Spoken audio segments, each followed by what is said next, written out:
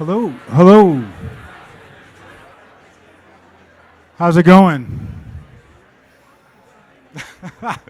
Good. You guys want to take a seat? My name's Aaron Duke, and I want to say thank you for joining the 6th annual Denver Startup Week. Cheers. Denver Startup Week is the largest entrepreneurial event of its kind in North America. Feel free to promote this event and others with a hashtag Den Startup Week if you'd like. I'm going to quickly get Marty Cagan up here, but first a few things. Thank you to the DSW title sponsors, Aging 2.0, Comcast, Chase for Business, the Downtown Denver Partnership, and WeWork. This headline event is brought to you by the Colorado Product Organization and our primary sponsor, Healthgrades. Colorado Product is a professional organization founded with the goal of establishing Colorado as the hub of technology product management. We hold events just like these, cultivating all of us product professionals and the overall product discipline through premier content, professional development, and events like Marty Cagan. Our event sponsor, Healthgrades, is dedicated to empowering stronger and more meaningful connections between patients and their healthcare providers. Healthgrades.com helps 30 million consumers a month find and schedule appointments with their provider of choice. Their scheduling solutions and advanced analytics apps help more than 500 hospitals across the country to cultivate new patient relationships, improve patient access, and build customer loyalty. At Healthgrades, better health gets a head start. And now, Marty, we're psyched that you're here. Yeah. Before founding the Silicon Valley Product Group to pursue his interest in helping others create successful products, through his writing, speaking, advising, and coaching, you guys all subscribe to his newsletter, right? Cagan has served as an executive responsible for defining and building products for some of the most successful companies in the world, including HP, Netscape Communications, most recently in the early 2000s, eBay, where he was a senior VP of product and design. As part of his work with SVPG, Marty is an invited speaker at major conferences like this one. I don't know if this is a conference, it's a week. And top companies around the globe. He is the author of the book Inspired, How to Create Products Customers Love.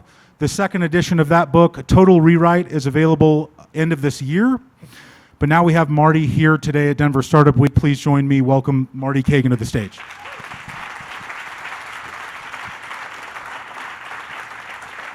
Thanks.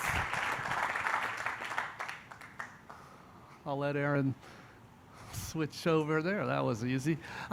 Thanks everybody for coming out and braving the cold. Fall is here for sure. I'm based in the Bay Area, but I have a place in Durango actually, so I'm sort of considering this local. Yeah. And it is great to see all the companies coming. Just tech is taking off here. I do want to say before I jump in, I kind of have a lot I wanted to talk about, but before I jump in, this week, this event is a little different than what I normally do because it's not just technology. And my world is really 100% tech. And so I just want to give a disclaimer that, just even walking over here, there's all kinds of entrepreneurs doing things like, breakfast granola and stuff like that. What I'm going to describe and the techniques I'll advocate, I have no idea if it would actually help with that or not. So this is really for those of you that are focused on technology-powered products. So when I talk startups, it's mostly that kind of startup. And I think most of you in the room are probably at that. How many of you are product people, product managers, oh wow, look at that. How many of you are engineers? Good. How many designers? How many co-founders? Oh man, this is my crowd. So good. All right. Well, every year, honestly, when I kind of work, I have some. It's intentional. There's a set of themes each year that I try to focus on because, at least in my opinion, they need to be focused on. There are areas that I see teams are not doing well on. And this year, I really wanted to talk about engineers and engineers as members of a team, a product team. And I'll talk, you can really hear the rain, can't you? So All right, you heard enough about me. But I will say maybe what is relevant. The first 10 years of my career were as an engineer. Like actually probably a lot of you in the room. A lot of product people came into product from engineering. And so I admit sort of a bias on that sort of dimension. I've really, with the exception of eBay, all of the companies I've worked for, all of the stuff I've done, my customer is largely product teams, developers, designers, product managers. That's really who I work with and for. And so, big skew on that. I don't know how many of you saw Jeff Bezos' shareholder update. Every year he writes a letter. It's gold. It is amazing. I tell people it's a gift to the product community every year. And I'm absolutely a fanboy of Amazon and what he's been able to do. But in this year's update, there was a lot of great stuff, actually, and I hope you all look it up and read that article if you haven't, his letter. But one of the things he called out is, no customer ever asked Amazon for the Prime program. Steve Jobs used to hold up his iPhone and said, the same thing basically. He would say, you can conduct 100 focus groups, you will never get an iPhone. And basically there's two reasons for that. If you've sort of followed my writings or worked with me before, you've probably heard this more times than you want to, but there's two reasons that our customers can't tell us what to build. The first reason is because they don't know what's technically possible. It's not their job, it's our job. So they don't know what's possible. And second, and this is especially true with tech products, our customers really don't know what they want until after they see it. So we kind of get stuck here. And so all right, those are why tech products don't really succeed when they're created by focus groups or when they're created by going out and listening to your customers. Now don't get me wrong, I'm going to talk a lot about how we interact with customers and how important that is, but it's not about gathering requirements and documenting it for your engineers. If that's what you're doing, I would argue you're the problem, not the solution. All right, so what I wanted to do was really drill in on this a little bit. This is actually me. I say this quite a bit. I try to explain to teams, if you're just using your engineers to code, you're only getting about half their value. So if innovation doesn't come from your customers, if your customers don't know what's possible, like I said, if it doesn't come from them, where does it come from? Well, in my experience, and I mean, it's all anecdotal. I don't have statistically significant results, but honestly, I've been working with tech teams exclusively for 35 years. So a lot of teams. And way disproportionately, the teams that really come up with something good, it comes from the engineers.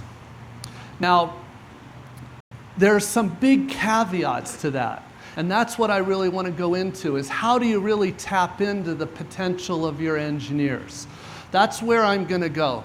But first, what I want to do, because I'm not sure everybody's convinced deep down, especially product managers, where a lot of them have kind of been bred to think that they're supposed to have the answer.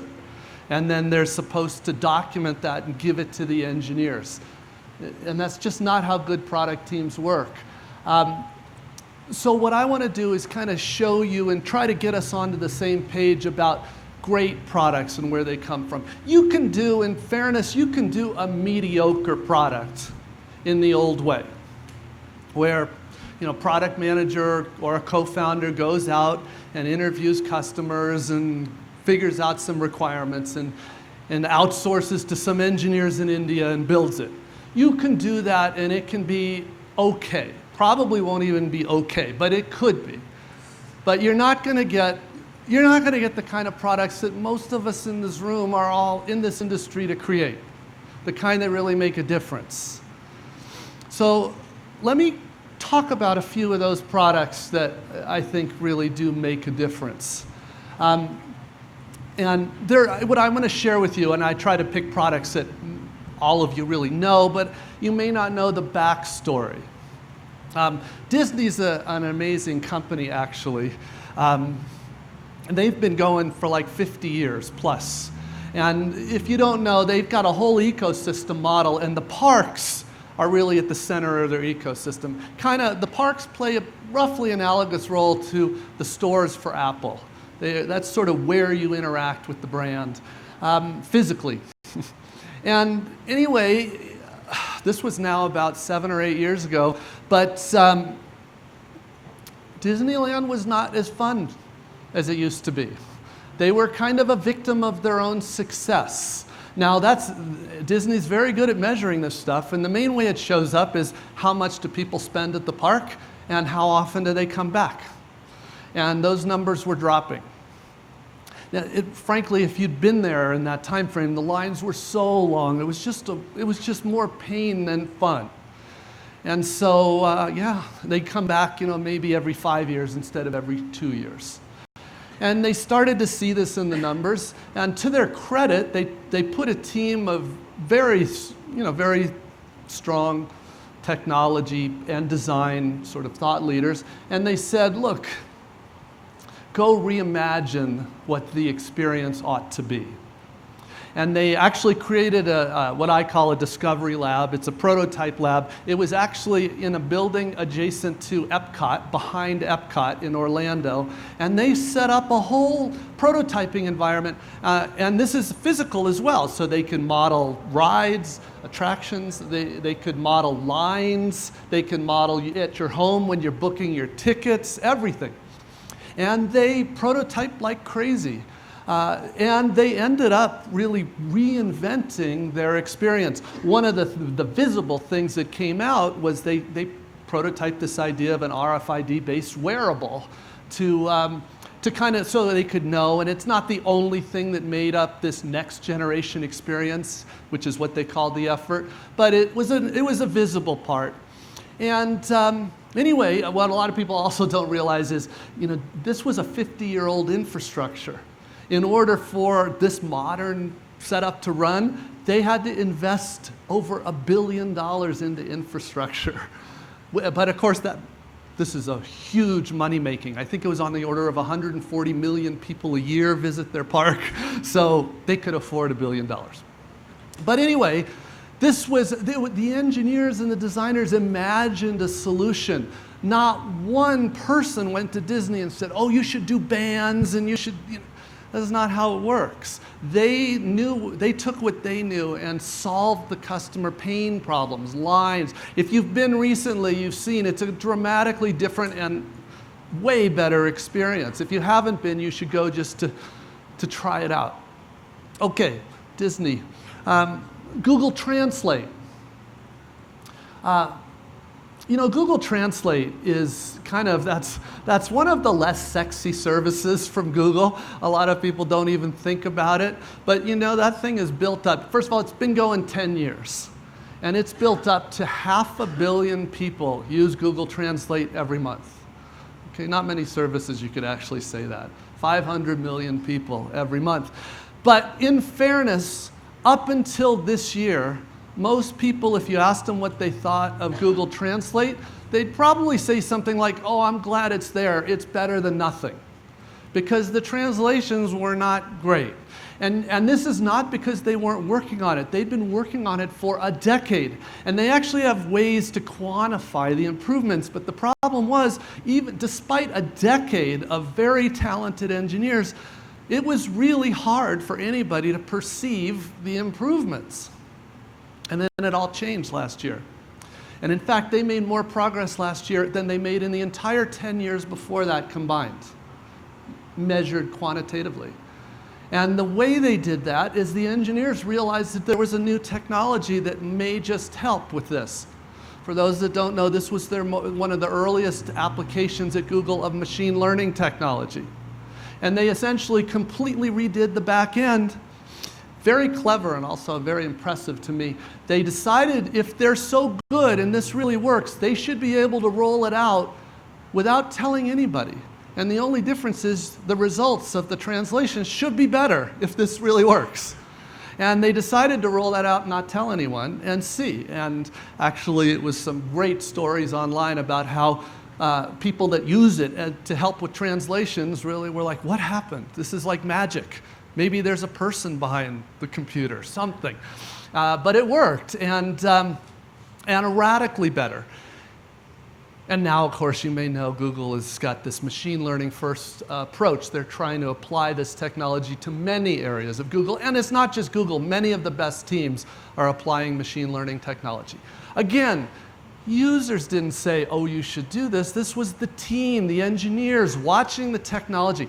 I tell people the reason the engineers are so often in the position to innovate is because they're working with the technology every day, so they're in the best possible spot to see what's just now possible. And some engineers at Google saw that, hey, this is a good application of machine learning. We have a tremendous amount of data from historical inputs, and let's try that out.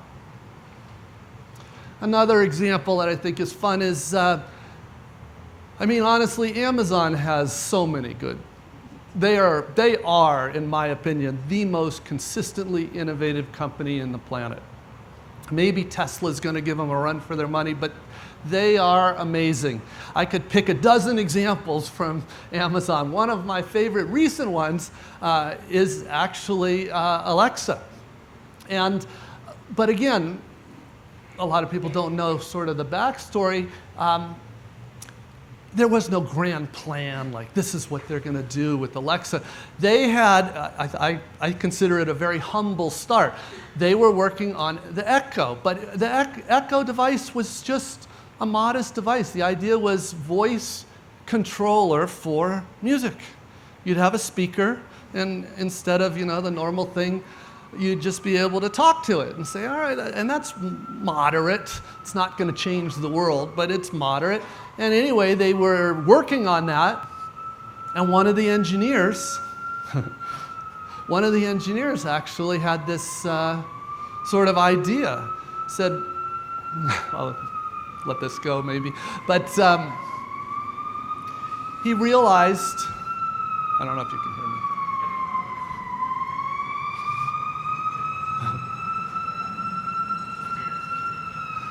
So he had this idea.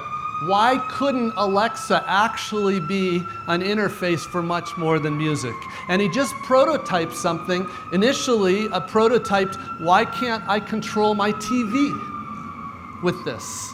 And it was one of those, epiphanies for the team. They're like, oh my God, that is so much better than Echo. And many of you know that became, today, Alexa's a full-fledged platform with thousands, tens of thousands of skills that have been taught. And it's used as the hub of the home, not just controlling a speaker.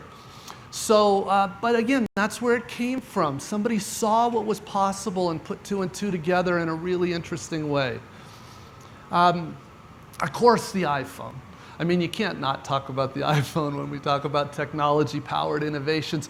But what a lot of people don't, there's been tons written about the iPhone. You probably have read more than you. A lot of people don't realize is that when the iPhone, first of all, they think the iPhone was the first smartphone that used a touch screen, but it really wasn't. Some of you may remember the Palm Trio.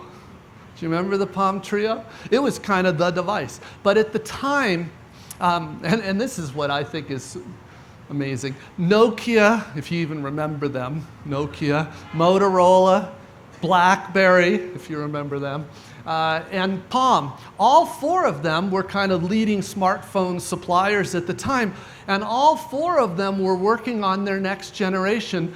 All four of them were conducting focus groups. What do you think the focus groups said when they came in and talked about what they want in their phone? The main things they told them was, oh, I love the Trio, just please lose the touchscreen. Right? Because it was, if you remember, it was terrible. It was terrible. And so I don't blame a single user for saying that. If that's their choice, a really crappy touchscreen or not, nobody's gonna want it. But of course, Apple doesn't go and conduct focus groups on this. Instead, they no, touchscreen technologies actually really believe can help the customer, but we have to solve this in a much better way, which they did. And of course, the funny thing was they not only came out with a device that their customers couldn't have imagined, but even most of their competitors weren't good enough to imagine. I would argue it's because their competitors weren't really using the engineers the way Apple was. All right, so what did we talk about? Apple, Amazon, Google, Disney. They're all brands that you know, and that's why I picked them, but you don't have to be one of those companies to actually do this. I wanted to highlight a company that a few people are here from, and you'll see that they actually have a local office here. One of their 4 development offices is here in the Denver area. But you have almost certainly not heard of the company Workiva. Even though they actually in really a relatively short period of time went from early startup to successful public company. But they are an enterprise, essentially they're an enterprise software company. Now, that's probably the first time I've uttered in the same talk the phrase enterprise software and innovation. Software companies are awful. They're like the last places to use best practices. They use all the old terrible ways of working. And, but these guys, so they picked, well, the story was, the backstory there is that they focus on a very narrow, specific group of customers, which are the people at probably all of your companies, or those of you that are in mid to large companies in finance and accounting. And the truth is, those people in finance and accounting often work the longest hours. I mean, way worse than a lot of the engineers, the longest hours, and unlike engineers, it's a totally thankless job because everybody views them as overhead. So nobody really cares much about them. And the truth is, they have brutal, difficult lives, especially around quarter or year end, even month ends, where they don't go and see their family, see their kids.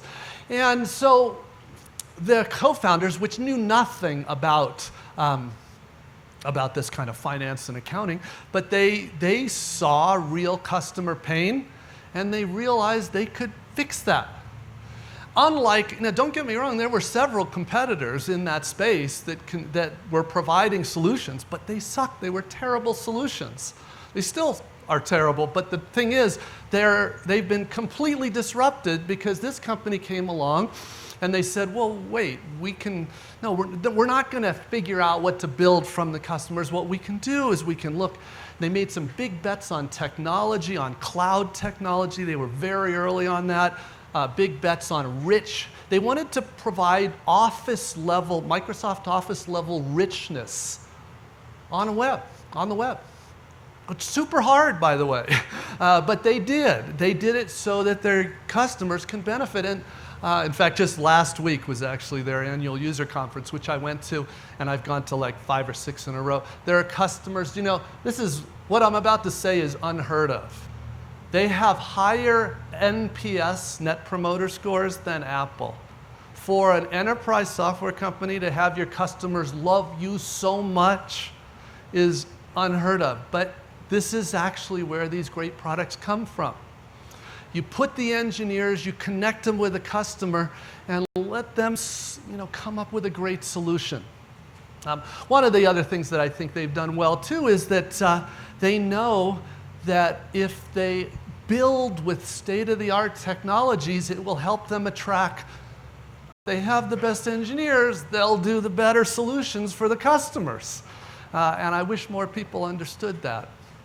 All right, so there's 5 examples of companies that I would argue those are amazing products, very successful products that were really the innovations came from the engineers. Honestly, 100 more. Most of, not all, but most of them, that's where they come from.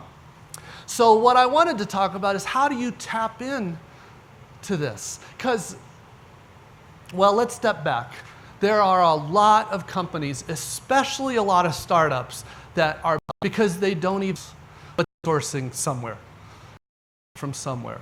This is a core competency. You are not going to get the dynamic that we're talking about here with a contractor that's like 8 time zones away and frankly doesn't care about you because next month they need another contract. So I'm talking about difference. So before I even get into the keys to successfully using engineers, I wanted to talk about table stakes. If you want to have a chance at being a successful technology-powered company, you have to hire, not rent, hire strong engineers that are passionate about your vision. If you're trying Disney stuff, Google stuff, or Facebook, pay to strong engineers. This is not a role to outsource. So please, you don't need a lot. You could be amazed what you can do with 2 strong engineers if you're an early stage startup. But this is not something you outsource. All right. So what are those keys? I've got 6 points to really leveraging engineering, because this is the difference between great teams and most teams. This is one, at least, of the major differences, as I spot this right away in good teams. The first, you've got to provide your engineers with the full business context. I cringe whenever I meet the CEOs or product managers that basically will tell me they think their job is to shelter the engineers from all this ugliness.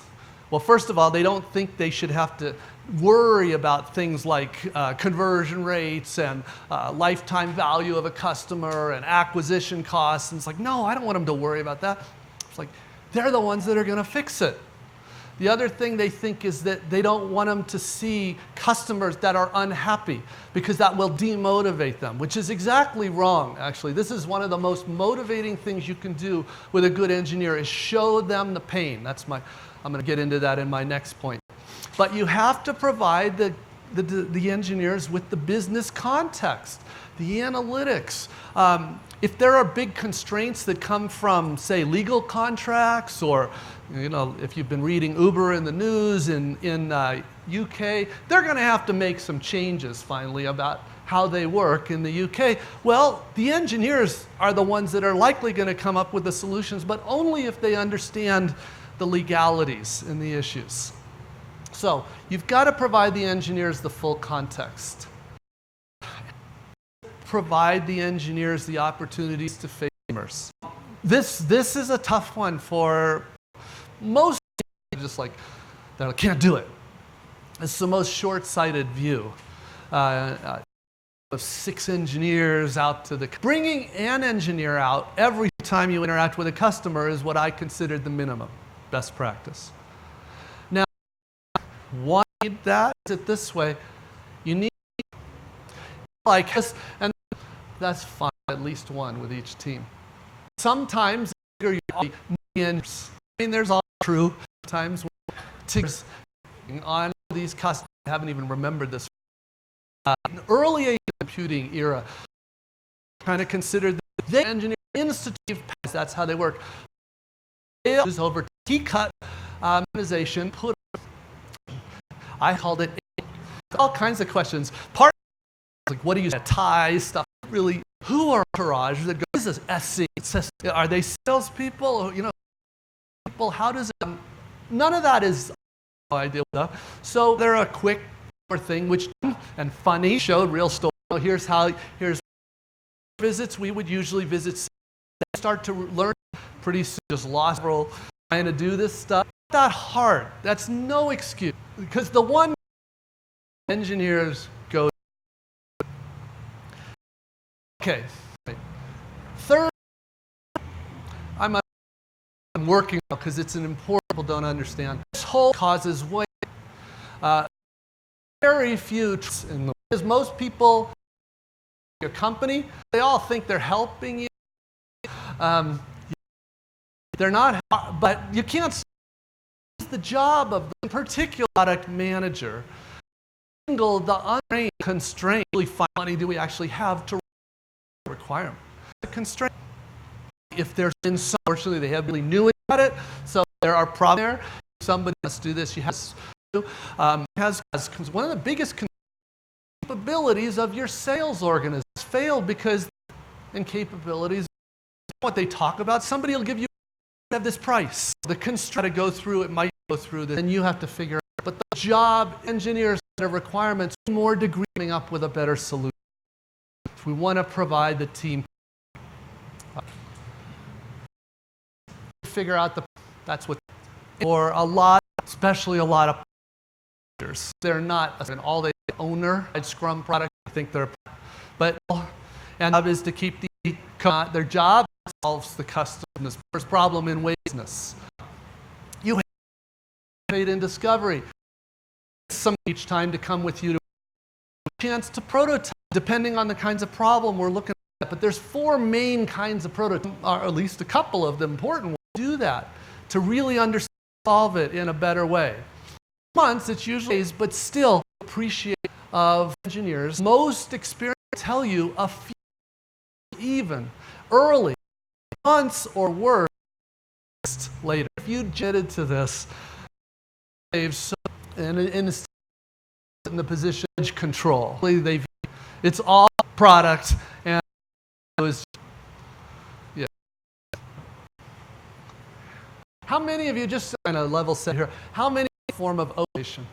OKR is it's a technique. It's not the only tech. You're not using a technique. It is one that I like. But even if you don't actually comment, you may have seen organizations where are measured by people are measured by this is engineer tech debt around product teams together, product design and engineers is because we need them to work together to solve these hard problems. So the last thing you want to do is give competing and conflicting objectives. They all need the same measure of success. That sort of sounds so obvious, but you would not screw that up. So it's critical that your engineers and the rest are the way the rest of the product team is. We're solving these things together. Choose between getting a good review and making their boss happy and doing what you as product manager think. Right? And then the last point is all of the ones I was describing really depend on, but we engineers with a product manager. And I'm calling that out honestly because that problems in our industry is not a I kind of had a little thought about the CSPO class. Product manager, you absolutely should take a CSPO class. It's super. It's not it's like this much it's a little bit of the administration. It's a role that you play on an agile team. So that's important that you understand as part of a process you may be using. Whatever your team prefers, that's usually driven by the engineers. But that is not the job of a product manager is to have deep understanding of our customer, how they think about it, who the different users are, who the influencers are, deep understanding of the data, the web analytics, the data warehouse, Salesforce analytics, so that products are being used or not being used. You're supposed to have a deep understanding of the industry, the trends, the competitive landscape. Huge for us. And the fourth area is, what is my fourth area? Trying to remember. This is actually the hardest one for a lot of people. It's deep knowledge of your own company.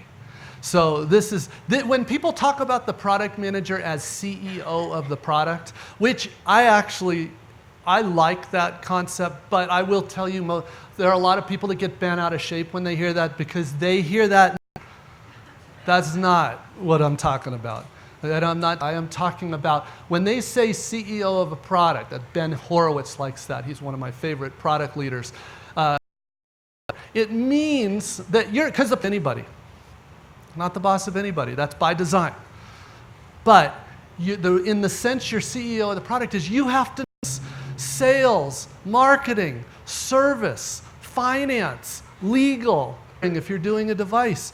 The team, the engineers are counting on you having this knowledge. If you don't have it, basically the team has to go escalate everything to execs, or the different ways. One is that they have to call meetings for a committee.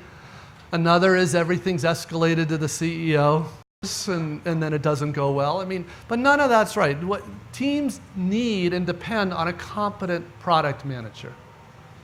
That's a hard job, but they need that in order to do evidence. Because, and I call that out because, confident, not arrogant. Confident means the confidence to invite the engineers to not feel like they have to look like they always have the answer. Because honestly, just a sign of insecurity. It's especially, if you don't mind me saying, it's especially common problem in male product managers. But you've got to know. In fact, that's one of the most important principles of good product. Know what you don't know. They're comfortable sitting down with the engineers and seeing what they think, what can we do? How do we solve this? Can you help solve this? All right, 6 things. That most of you, if room, probably do have.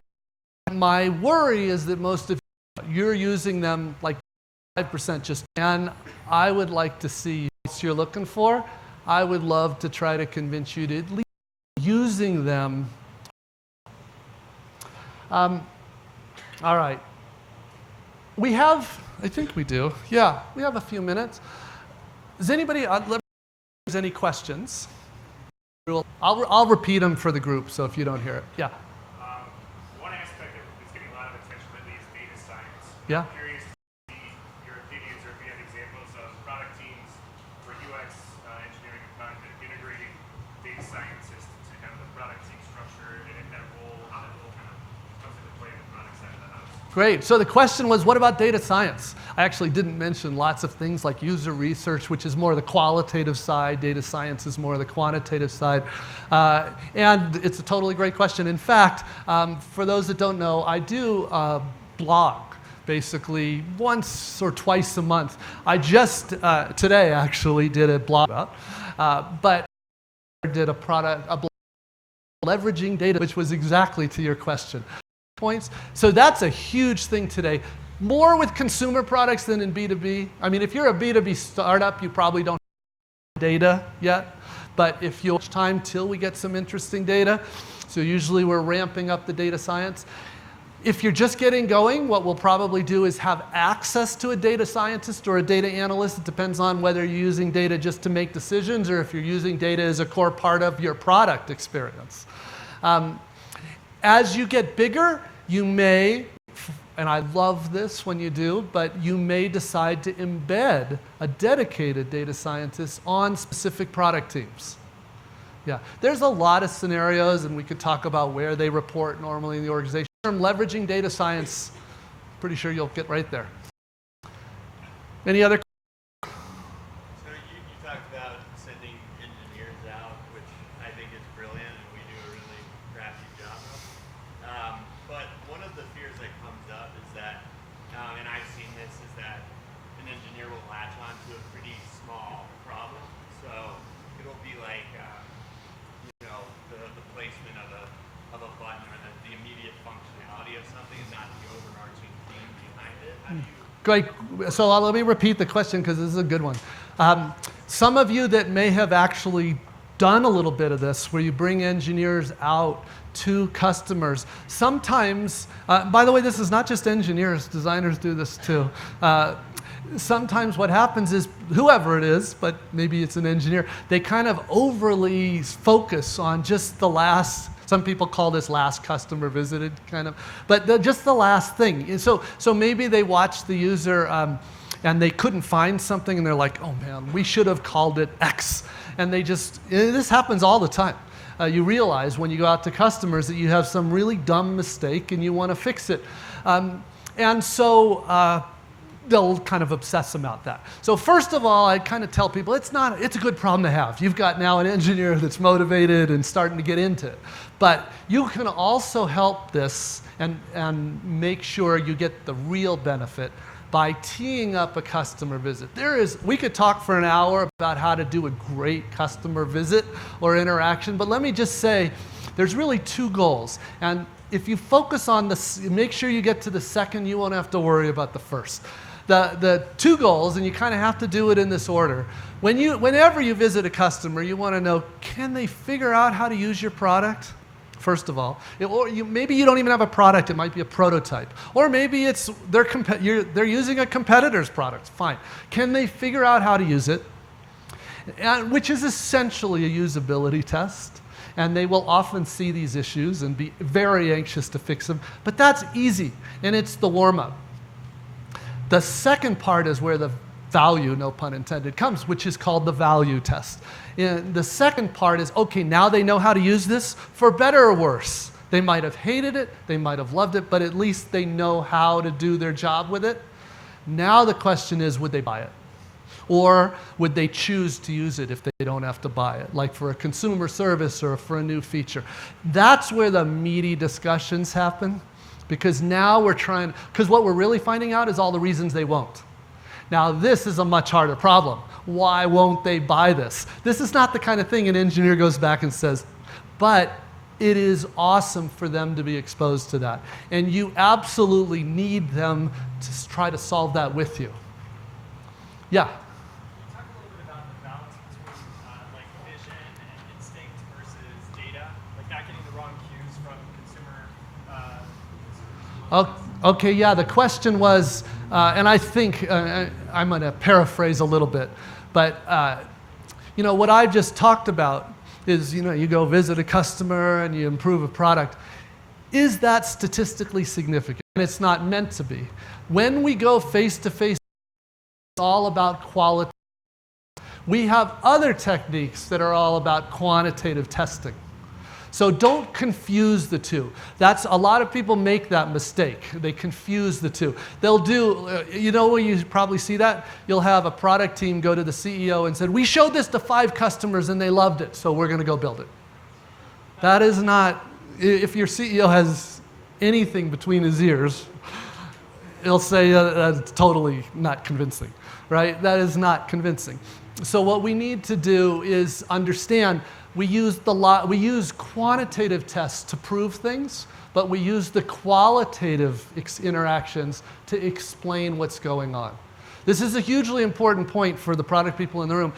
The data will not, we depend on the data, so I don't want to give a mixed message here. It is non-negotiable. Without it, you are flying blind. That said, the data can only tell you what's happening, it can't tell you why. And the qualitative interactions, which is what I was saying you want to bring your engineers to, that's where they start to understand why. So you just want to frame it that way. Yeah? What tactical things can product managers do to take advantage of these skills that their engineers have in terms of, they have an idea, but they don't see a path for it to market? How does the product manager help them with that? Good. Let's say, let me try to restate the question. Let's say you are doing, sharing the business to customers, really including them. And you know what? If you do that, I'll bet money they'll come up with some really good ideas. But you may not have room. I mean, what are you going to do? You probably, with most good teams, there are way more ideas that you want to pursue than you have hours in a day to pursue them. Now, we do have awesome techniques to pursue ideas fast. You never have to build a product in order to test the ideas behind it. Now, if that's a weird concept to you, go to that blog, because this is sort of the fundamentals of modern product, is we have great techniques for actually building a product. Since many of you are into the startup community, about it as build things at scale. And they got that from Y Combinator, great, incubator. So, is that a question? If you're trying to produce, convince the product, what's the best way?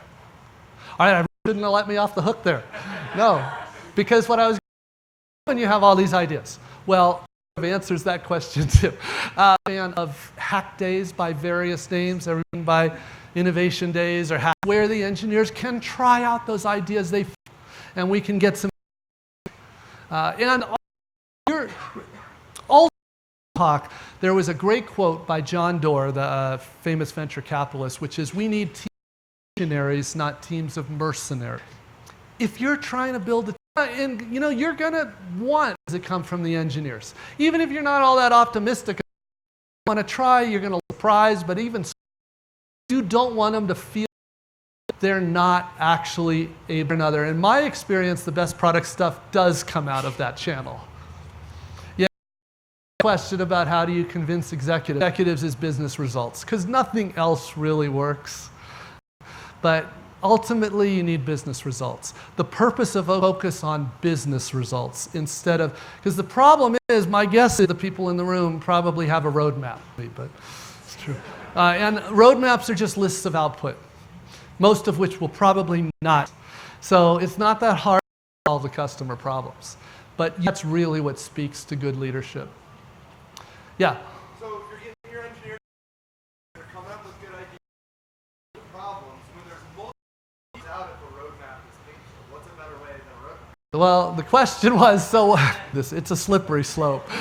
There's a lot to talk about with product. It's 2 full days of just techniques, just the techniques you need to do the job.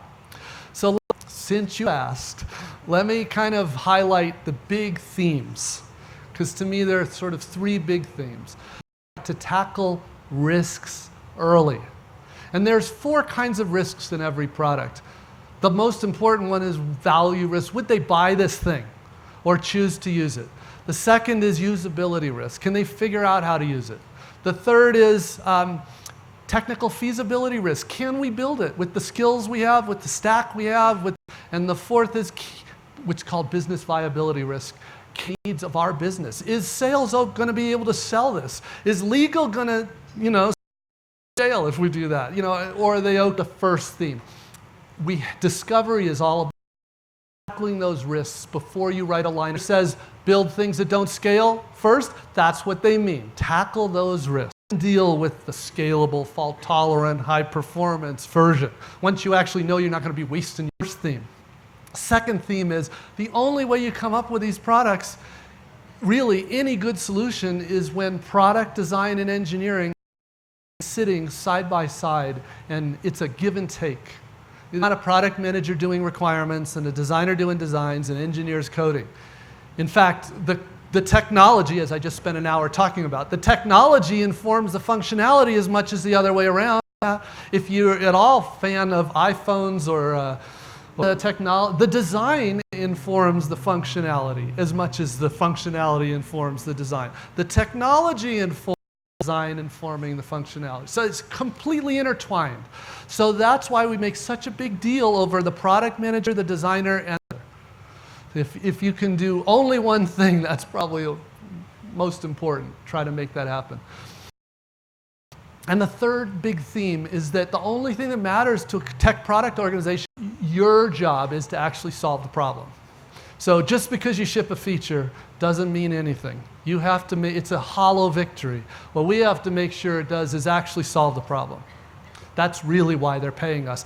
And the irony is that's actually what they're talking about in the board meetings, because that's the language of the board. It's also the language of a product team, but for a lot of historical reason, the language of the executives in the company is usually features on a roadmap, mostly because it comes from customers and sales. Yeah. So that's a big question. Techniques, well over 100 that help us do. That's what it's trying to do too.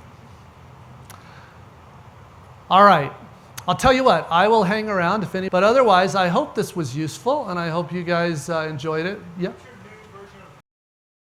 It's about the same thing, it's just it's supposed to come out in December.